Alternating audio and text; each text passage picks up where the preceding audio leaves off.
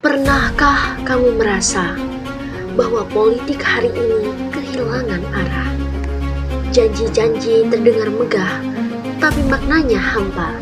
Partai politik berbicara soal rakyat, tapi semakin jauh dari suara rakyat itu sendiri.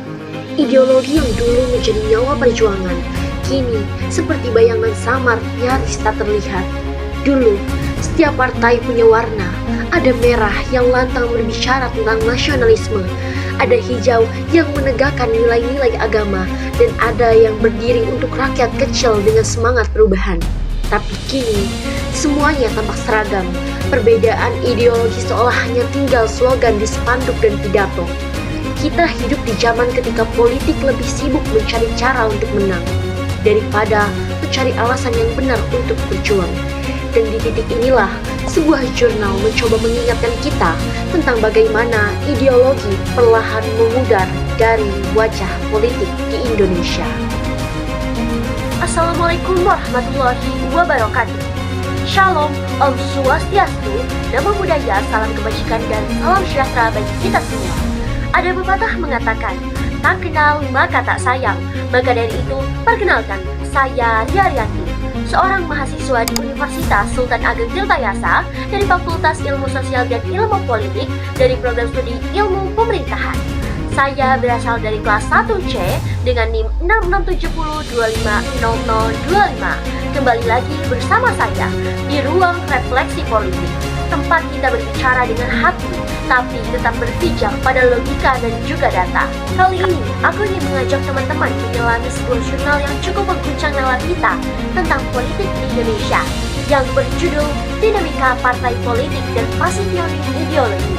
Studi tentang pergeseran positioning ideologi partai-partai politik peserta pemilu tahun 2014, di mana ditulis oleh Bima Ahsan Mahyruddin, yang diterbitkan di Journal of Governance volume 2 nomor 2 tahun 2017.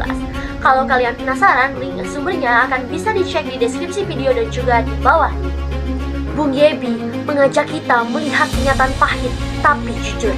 Partai-partai politik di Indonesia kini semakin kehilangan arah ideologinya. Dulu, ada yang berdiri tegak atas dasar nasionalisme, ada yang mengusung Islam sebagai nilai perjuangan, dan ada pula yang menjanjikan suara rakyat sebagai poros kekuatan. Namun kini, batas-batas itu memudar.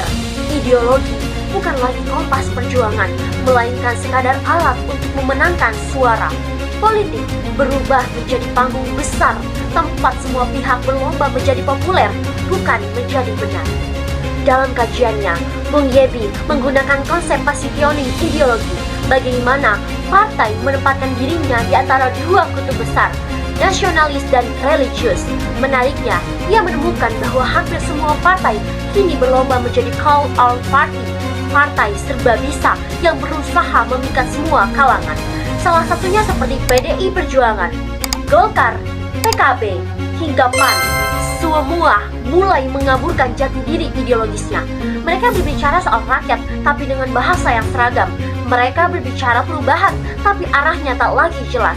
Inilah yang disebut Bung Yebi sebagai degradasi ideologis, ketika politik kehilangan warna dan nilai. Lebih jauh lagi, ia menyoroti contoh konkret yang sangat menarik.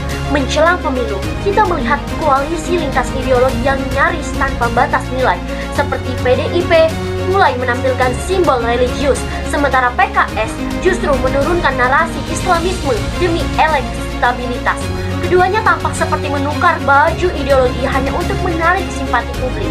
Fenomena ini, menurut Bung Yebi, adalah tanda jelas bahwa politik kita semakin pragmatis, dan ketika ideologis bisa dinegosiasikan, maka kepercayaan rakyat pun perlahan terkikis.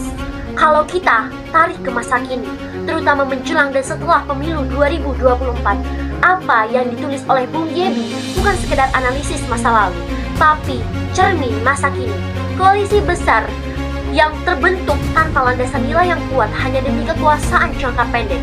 Demokrasi pun berubah menjadi ritual 5 tahunan, penuh sorak dan spanduk, tapi miskin arah.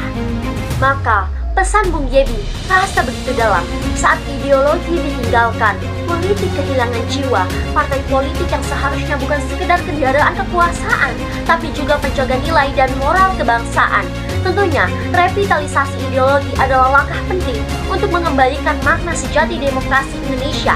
Bukan sekedar siapa yang menang, tapi untuk apa kekuasaan itu digunakan. Aku, Ria Rianti, terima kasih sudah menyimak. Mari terus belajar, berpikir kritis, dan mencintai negeri ini dengan cara yang paling sederhana, yaitu memahami politik dengan nurani. Terima kasih. Wassalamualaikum warahmatullahi wabarakatuh.